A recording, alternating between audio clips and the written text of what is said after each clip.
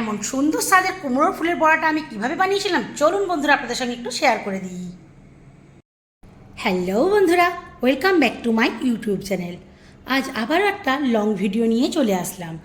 দেখেই আন্দাজ করতে পেরেছেন যে কি আমি বানাতে চলেছি। এই যে বন্ধুরা, এখানে রাখা আছে কুমড়ো ফুল। তো আমি এই কুমড়ো ফুলগুলো দিয়ে বড়া বানাবো। যদিও বা এগুলো গাছ থেকে পেরে এনেছিলাম, বাট বড়া যখন বানাচ্ছি বিকেলবেলা ফ্রিজে রেখেছিলাম, একটু পাতাগুলো ফুলগুলো নেতিয়ে গেছে। তো যাই হোক, চলুন ফুলগুলোকে এখন আমি এইভাবে ছাড়িয়ে নেব। এইগুলো ফেলে দেবো, স্যার এই অংশটা নেবো, এই যে মাঝখানে এটাও ফেলে দেবো। এই রকম করে সবগুলোকে ছাড়িয়ে নেব, নিয়ে একদম ছোট ছোট করে কুচি কুচি হাত দিয়েও ছেড়ে নিতে পারেন। ঠিক এইভাবে কেটে কুটে আমি পরিষ্কার করে নিয়ে ফিরে আসছি।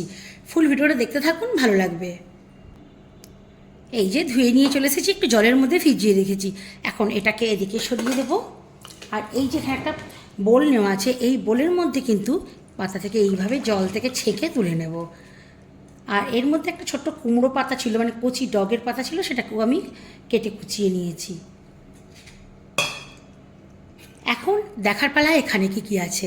এখানে আছে গুঁড়ো গুঁড়ো করে পেঁয়াজ কুচি, কাঁচা লঙ্কা কুচি, আর এটা হচ্ছে একটা ছোট্ট আলুর অর্ধেকটা নিয়ে এরকম গ্রেড করে আমি ধুয়ে পরিষ্কার করে নিয়েছি। এটা এর মধ্যে দিয়ে দেবো। আলুটা দিলে বাইন্ডিংটা খুব ভালো থাকবে। এবার এখানে যে মশলাটা আছে দেখুন, কালো জিরে নিয়েছি পরিমাণ মতো, নুন, হলুদ গুঁড়ো, লঙ্কা গুঁড়ো, ধনে জিরের গুঁড়ো। এটা কিন্তু একদমই সামান্য সামান্য দিয়েছি, যে এটাকেও এখন দিয়ে দেব। এবার আমি এর মধ্যে দেব বেসন।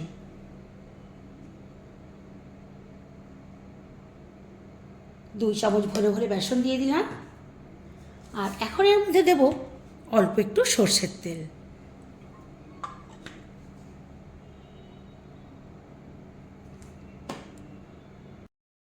এখন আমি মশলার এই বাটিটা ধুয়ে অল্প একটু জল দেবো।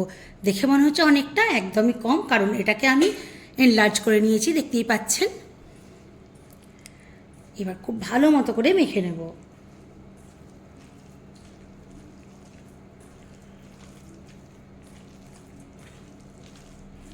ক্রাঞ্চি আনার জন্য আপনারা একটু চালের গুঁড়ি বা কর্নফ্লাওয়ার ইউজ করতে পারেন,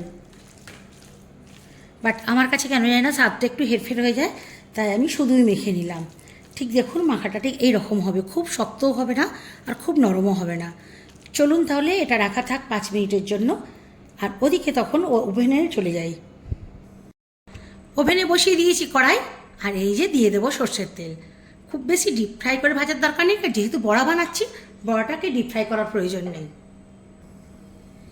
এখন গরম তেলে এই যে এটাকে আরও একটু মেখে নেবো, নিয়ে এইভাবে ছোট ছোট বড়ার আকারে দিয়ে দেবো।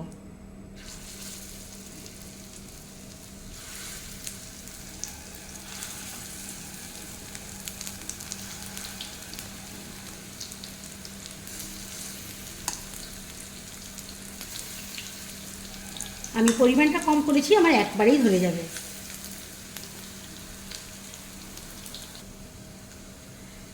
এখন ফ্লেমটাকে আমি একদম মিডিয়াম টু লোতে রেখেছি।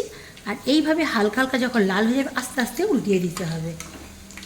দেখবেন যেটা আগে দেওয়া আছে আগে করার চেষ্টা করবেন, নাহলে সেটা আবার লাল হয়ে যাবে বেশি। যেগুলো একটু আগে দেওয়া যাবে সেগুলো অনায়াসেই উঠে যাবে।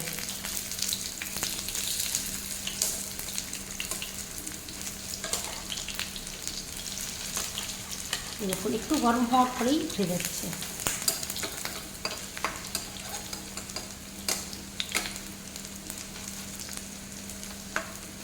আবারও লো ফ্লেমে এটাকে মিনিট 2 ভেজে নেব। একটু কাজে ব্যস্ত হয়ে গিয়েছিলাম, তাড়াহুড়ো করে এলাম। দেখুন এই দিকটা বেশ ভালো মতো করে হয়ে গেছে। ঝটপট উল্টিয়ে দেব।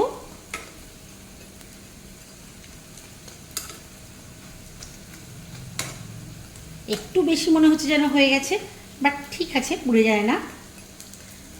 এই দিকটা মিনিট খানেক ভাজা করেই নামিয়ে দেবো।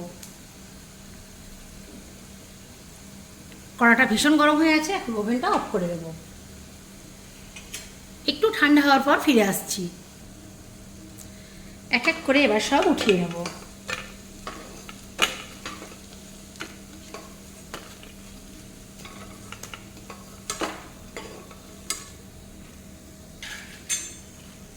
এই যে এতগুলো হয়েছে।